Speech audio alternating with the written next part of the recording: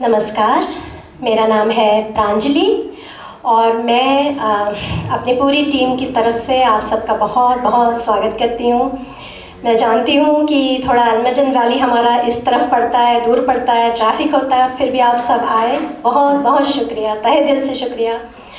मेरी टीम का हम सब ने हमेशा गुरुजी कहते हैं कि तामझाम नहीं करना चाहिए, लेकिन ऐसा होता है कि जब वो आते हैं तो हम इतना तामझाम करते हैं और उसके लिए हमको बहुत सबकी ज़रूरत पड़ती है, दोस्तों की मदद की। तो मैं सबको धन्यवाद दूंगी। आशीष, मेरी माँ, शशांक, प्रीमा, परेश, प्रीति और आशुतोष, दिव्या और ये हॉल जिनके कारण हमें मिला, गोपी एंड स्मृति कर से, तो सब लोग यहाँ पर हैं। और सबसे बड़ा धन्यवाद, किसी भी म्यूज़िक शो की आत्मा होती है संगीत, है ना, और ये संगीत की ही महफिल है। और आज का पूरा साउंड सिस्टम किया है कृष्णन जी ने। कृष्णन सुब्रमण्यन अपने आप में एक बड़ा नाम है। कृष्णन, एक बार मैं सबका नाम लूँगी, चिंता मत करो, लेकिन एक बार दिख जाओ सबको। ये हमारे बहुत खास दोस्त हैं और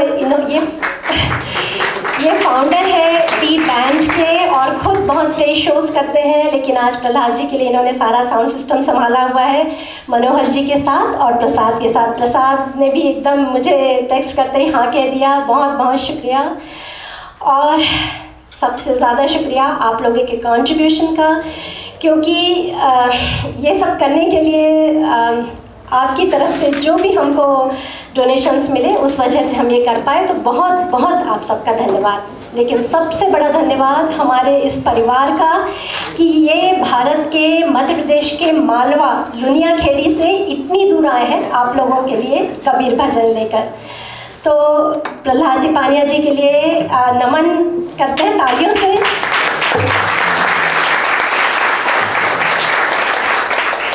बचपन से हम कबीर को सुनते आए हैं ना, लेकिन कैसा कि बस परीक्षा में लिख दिया, बड़ा हुआ सो क्या हुआ, या फिर कबीरा खड़ा बाजार में। तो हमने कबीर को पढ़ा है, हमने कबीर को सुना है, लेकिन कबीर को समझने के लिए थोड़ी उम्र होनी पड़ती है ना। तो अब कहीं जाकर हम ठहर रहे हैं और कबीर को समझना चाहते हैं।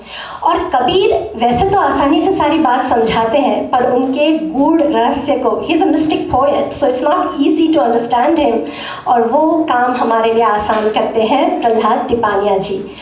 वो साइंस के टीचर थे। 24 साल की उम्र में उन्हें तंबूर मिला, कबीर मिले और फिर वो खुद कबीर बन गए। और वो हमेशा कहते हैं कि उनके अंदर के कबीर से जब आपके अंदर का कबीर मिलता है तभी हम मिल पाते हैं। तो आज शायद हम सब एक वेवलेंथ पे हैं, हमारा कबीर उनके कबीर से जुड़ रहा है, और इससे बड़ी खुशी की कोई बात ही नहीं हो सकती। और प्रहलाद जी के लिए मैं क्या कहूँ, उनको बहुत सारी उपाधियाँ मिल चुकी है और वो देश विदेश के हर शहर में कार्यक्रम कर चुके हैं और पद्मश्री से सम्मानित है। लेकिन मेरे लिए प्रहलाद जी सिर्फ एक संत आत्मा है। उनके लिए मैं सिर्फ एक शब्द सोचती हूँ, सहज। उनकी भक्ति, उनका संगीत, उनका प्यार, सब कुछ एकदम सहज है। और वो अगर आपने पहले सुना होगा तो आप जानते ही हैं, और नहीं तो आज जान जाएंगे। तो फिर से एक बार हम नमन करते हैं प्रहलाद जी, आपका बहुत बहुत धन्यवाद। प्रहलाद जी के साथ है उनके बड़े बेटे अजय टिपानिया जी, वो ढोलक पर प्रहलाद जी का बचपन से साथ देते आए हैं। और हमारे साथ है देवनारायण सरोलिया जी, जो वायलिन पे साथ देंगे। और प्रहलाद जी हमेशा कहते हैं कि वो ही गाड़ी हाँकते हैं, तो देवनारायण काका कहते हैं हम उनको। उनकी वायलिन से भी आप उतने ही मुग्ध होने वाले हैं आज। साथ में है धर्मेंद्र जी, जो हारमोनियम पे साथ देंगे, प्रहलाद जी के बेटे छोटे। और साथ में प्रियल जी इस दौरे में प्रहलाद जी के साथ हैं। और आप मंजीरे पे आने वाले? जी हाँ। तो अब तो बस उन्हीं की बारी है। और मैं एक छोटी सी चीज़ बताना चाहूँगी कि मैं प्रहलाद जी के साथ लुनिया खेड़ी में जाकर रह चुकी हूँ। मैं उनके यहाँ गई थी कबीर भजनों का अनुवाद करने के लिए, लेकिन ऐसी जुड़ी उनसे कि खुद ही अनुदित होकर लौटी। तो मैं आशा करती हूँ कि आज आप भी थोड़ा सा वहाँ तक पहुँच पाएंगे, और उसी का आज प्रयास है। तो बहुत बहुत शुक्रिया आप सबका। और एक आखिरी बात, किताबें रखी हुई हैं जो प्रहलाद जी के भजनों का कलेक्शन है, और $10 भैया $10 की है। सामने स्टेज पर सामने किसी ने डिस्प्ले रखा हुआ है और आप ज़रूर वहाँ पर जाकर देख सकते हैं। कोई भी भजन को लेकर सवाल है तो आप लोग बाद में हमको मतलब प्रहलाद जी रुकेंगे और आप पूछ सकते हैं। पेंटिंग्स के लिए कृष्णा का बहुत बहुत शुक्रिया, उन्होंने ये सब पेंटिंग्स यहाँ लाई और हमारा हॉल सजाया। पेंटिंग्स के बारे में आप उनसे जान सकते हैं। और बाकी अब प्रहलाद जी स्टेज आपका है। बहुत बहुत शुक्रिया।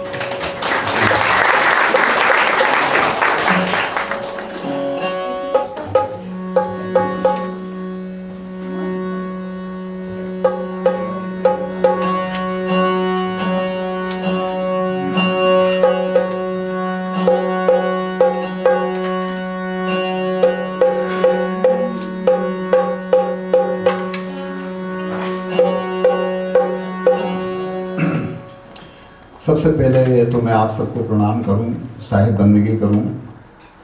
और ये मेरी खुशकिस्मती है कि कबीर और संतों की वाणी की वजह से आप सबसे रूबरू होने का मुझे मिला अवसर।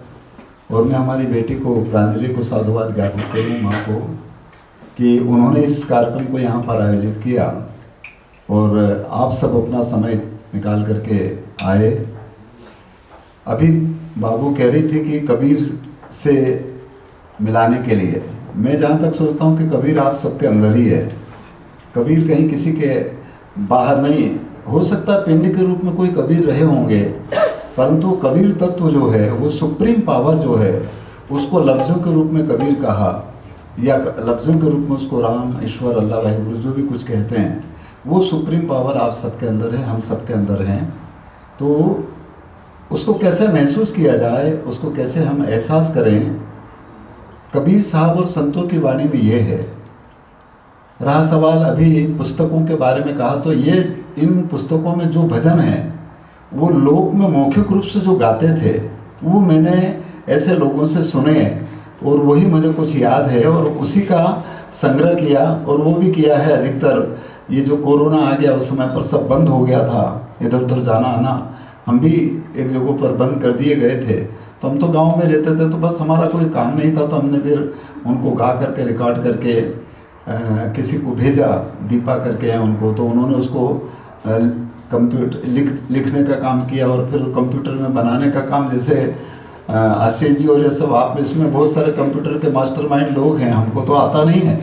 तो हमने एक गोरी है बच्ची हैदराबाद में, उसको दिया, तो उसने पहली बार भजन सुना और इतनी प्रभावित हुई, तो उन्होंने बोला कि बाबा हम इसको किताब के रूप में बना सकते हैं। तो फिर उन्होंने किताब के रूप में उसका बना दिया और वो किताब बन गई। तो उसमें जो भजन है उसमें कबीर साहब के अलावा और भी बहुत सारे संतों की वाणी हैं जो लोग गाते हैं। उसमें मीरा भी है, उसमें गुरु नानक साहब भी है, उसमें बनानाथ है, गोरखनाथ है, मछिंद्र नाथ है, उधर के जो स्थानीय संत बहुत सारे ऐसे सब संतों के जो जो मुझे लोग से मिले थे वो हैं। और वो मेरा नहीं है, वो कबीर स्मारक का है। हमारे वहाँ पर कबीर स्मारक का एक छोटी सी जगह है जहाँ पर हर साल कबीर महोत्सव और कबीर मालवा कबीर यात्रा होती है। 28 साल हो गए उसको कर। तो ये सब उसी का है। मैं पुनः आप सबको बहुत नमन करता हूँ।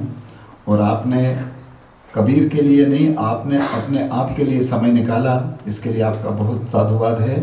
और कुछ भजन जो हमने लोक में गाए हैं, सुने हैं, सीखे हैं, वो गाएंगे। मैं कोई गायक नहीं हूँ, नंबर 1 पहली बात तो ये है। और केवल ये है कि कबीर एक अंतर का राग है, अंतर का प्रेम है, अंतर का नाद है। और उस नाद को जो सुनता है बस वही ज्ञानी है। ऐसा भी कबीर साहब के भजनों में आपने सुना होगा।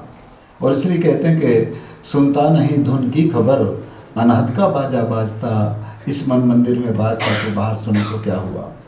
उस नाद को, उस अनहद को, उस अनस्ट्रक साउंड को हम कैसे सुने वो आप जाने, आपको जो तरीका अच्छा लगे उससे सुने। ये भी एक प्रकार का नाद है, आवाज़ है। और मेरे जीवन में इस तंबूर के आवाज़ की वजह से मेरा रुझान खाली इस साज को सीखने के लिए हुआ। और उस आवाज़ से प्रभावित होकर के जब मैं इस साज को, इस तंबूर को सीखने के लिए जब शुरू हुआ, तो मैंने एक भजन लिखवाया, और वो इसलिए लिखवाया कि उन्होंने बोला था कि तंबू जब बजाना आएगा तब इसके साथ गाओगे। तो हमने उनसे एक भजन लिखवा लिया, और वो भजन के साथ में जब मैं इसको सीख रहा था, ये है 77-78 की बात, 1900, तो मैंने उन भजन में जो एक अंतरा था उसको प्रैक्टिकली देखा ऐसा प्रकृति में। तब मुझे समझ में आया कि अरे ये तो इधर घटित हो रहा है, और उसका असर कहीं न कहीं हमारे जीवन पर भी रहा होगा। इस वजह से हमारा रुझान संतों की वाणी और कबीर साहब के वाणी की ओर हुआ, और उसी की वजह से देखिए थोड़ा सा गाना याद आ गया या थोड़ा सा सीख लिया तो हमने आप सबको पाया, कबीर को पाया। क्योंकि कबीर की एक साखी है कि गाया बिन पाया नहीं, गाया बिन पाया नहीं न अणगावन से दूर, और जिन गाया विश्वास से तो साहिब हाल हजूर। वो साहिब जो सबके अंदर मौजूद है, वो सुप्रीम पावर जो सबको चलाता है, वो सृजनहार जिससे पूरी दुनिया सृजित है, वो आपसे अलग नहीं है। वो आप सबके अंदर है, वो हम सबके अंदर है। सवाल केवल ये है उसको हम कैसे महसूस करें, उसको हम कैसे एहसास करें। इसलिए संतों की वाणी केवल गाने का नहीं है, महसूस करने का विषय है। दूसरी बात कि ये जो गाना बजाना है ये लोगों को रिझाना भी हो सकता है। इस जाल में हम आपको फंसा भी सकते हैं, परंतु इस जाल में आप फंसना मत, आप अपने जाल में फंसिए, आप अपने नाज से जुड़िए, ऐसा संतों ने कहा। और ये सब गुरु की दया है। इस वजह से आज के कार्यक्रम की शुरुआत भी हम गुरु की वंदना से करें, और वो गुरु जो आप सबके अंदर भी मौजूद है या पूरी दुनिया में मौजूद है, और वो है जिसकी वजह से हम गोविंद से मिलते हैं। आपने भी, चूँकि आप तो पता नहीं अंग्रेजी खूब पढ़े हैं और अंग्रेजी में पढ़े होंगे, परंतु हम तो हिंदी, मुझे अंग्रेजी उतनी आती नहीं है। हमने हिंदी में एक किताब थी, उसमें कबीर की साखियाँ, ऐसा एक पाठ था जिसमें 3-4 साखियाँ रहती थी। गुरु गोविंद दोनों खड़े न किन के लागू पाएँ, और बलिहारी गुरु आपकी जिन गोविंद दियो बताए। तो गुरु वो है जो गोविंद से मिलाता है, और गोविंद का मतलब होता है परमात्मा या ईश्वर, आकार के रूप में जो भी मानते हो, परंतु गोविंद का मतलब होता है हमारी इंद्रियों से ऊपर उठ करके उस बिंद की रचना को हम देखें, और वो सबके अंदर है। इसलिए उस गोविंद का साक्षात्कार इस पिंड के द्वारा, इस शरीर के द्वारा ही संभव है, बिना शरीर के संभव नहीं है। इसलिए शरीर ही आपका गुरु है, और इसी गुरु के मार्फत हम उस सद्गुरु से मिल सकते हैं, उस सद्गुरु का साक्षात्कार कर सकते हैं। तरीका आपको जो अच्छा लगे वो अपनाएं। तो इसलिए मैं आज के कार्यक्रम की शुरुआत इस गुरु वंदना से करूँगा।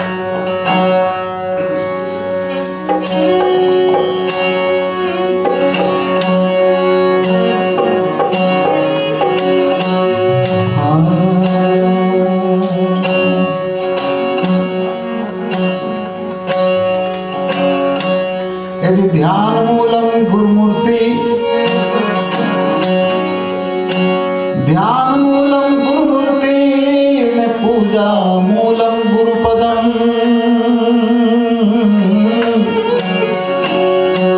मंत्र मूलम गुरुवाक्यम और मोक्ष मूलम गुरु कृपा।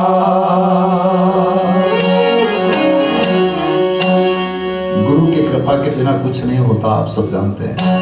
और ऐसा भी कहा है कि गुरु बिन माला फेरते,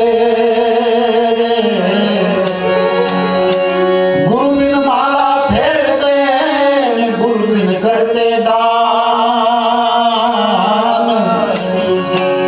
गुरु बिन सब निष्फल गया और बाँचो वेद पुराण।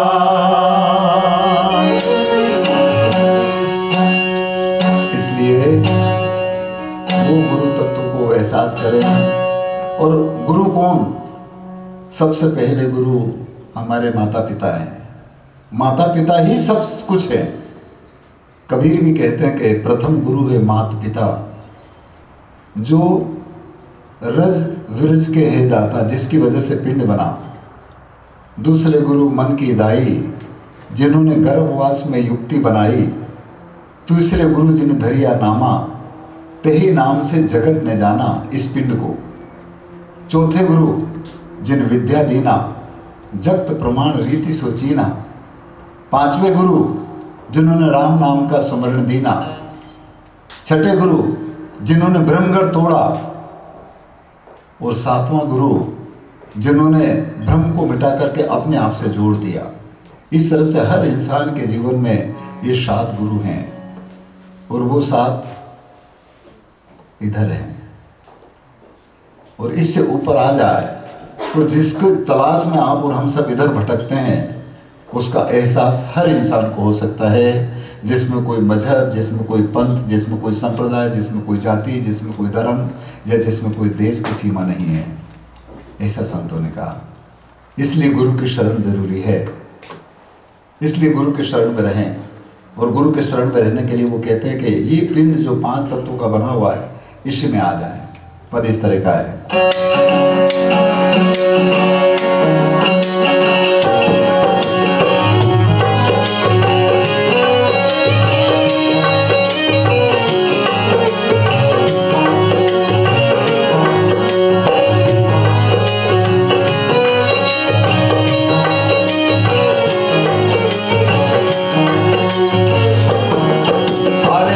शरण मेरे नार मन तू, गुरु शरण मेरे नार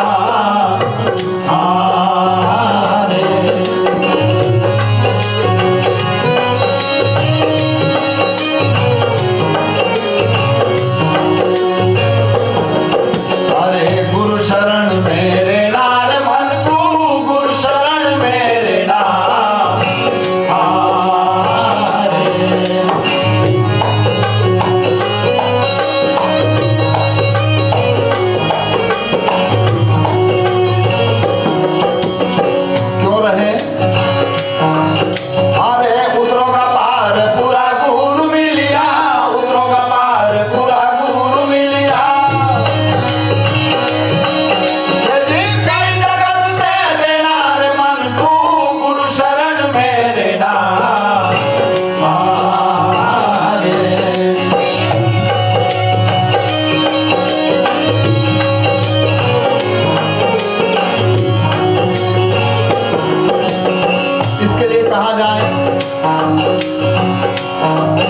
अरे 5 तत्व की बड़ी थारी काया, महीनी के कर लेना।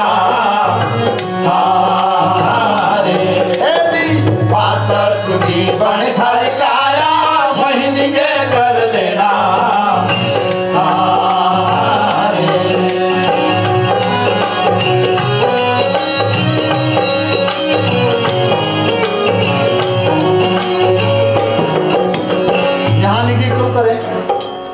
यहाँ पर निकी क्यों करें? क्योंकि इसी में वो छठा तत्व है। इसीलिए कहा है, अरे 5 से कोई छठो बतावे, 5 से कोई छठो बतावे। अरे बाको गुरु कर लेना रे मन तू, गुरु शरण मेरे नाम। अरे उतरो का पार पूरा गुरु मिल गया, उतरो का पार पूरा गुरु मिल गया। यदि पीर जगत से देना रे मन तू, गुरु शरण मेरे नाम।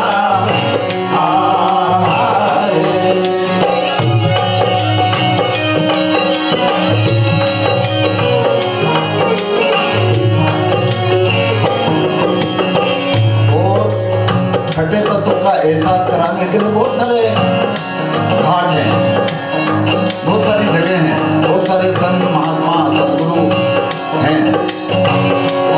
और यदि तो उसका बोध करा दे तो ठीक, नहीं तो फिर पलट जाओ, मत जाओ। नहीं, इसलिए कहा है, अरे घना गुरु विश्वास बतावे, उनकी मत सुन लेना। अरे आदि घना गुरु विश्वास बतावे, उनकी मत सुन लेना।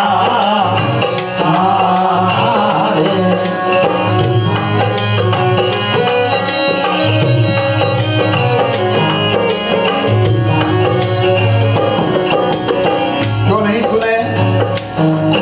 अरे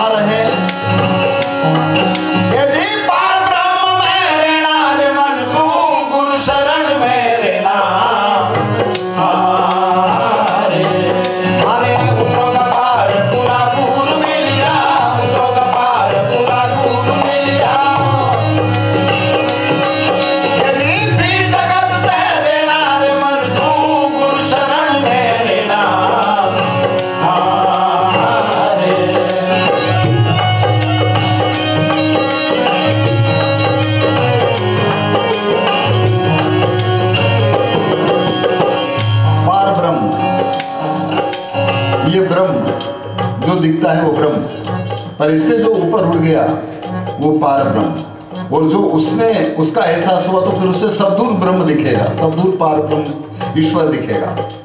और ऐसे कोई गुरु मिले तो उसको समर्पित हो जाओ, उसको तन मन धन सब दे दे तो भी कम है, गर्दन काट के रख दें तो भी कम है।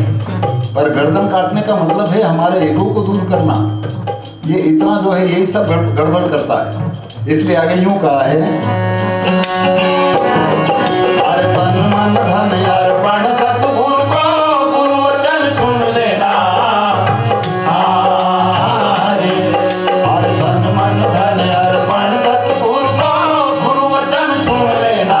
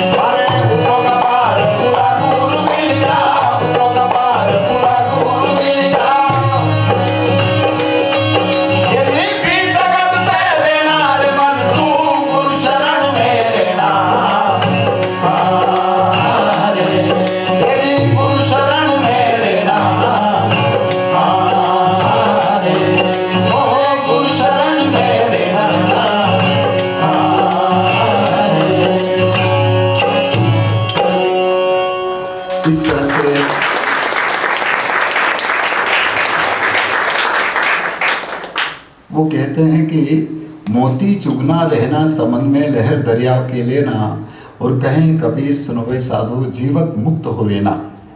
जीते जी ये मुक्ति है।